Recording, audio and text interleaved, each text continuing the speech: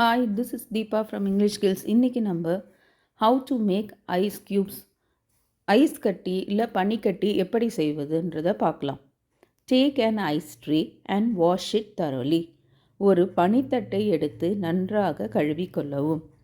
Fill it with water and leave it in the freezer until it turns into a solid.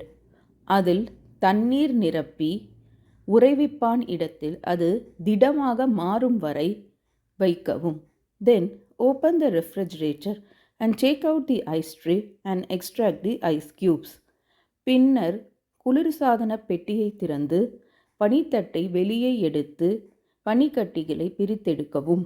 The ice cubes are ready to use.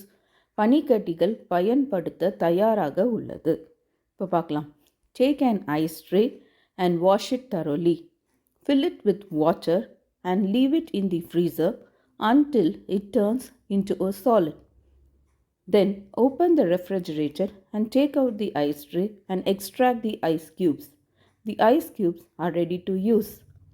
ஒரு பனித்தட்டை எடுத்து நன்றாக கழுவிக்கொள்ளவும்.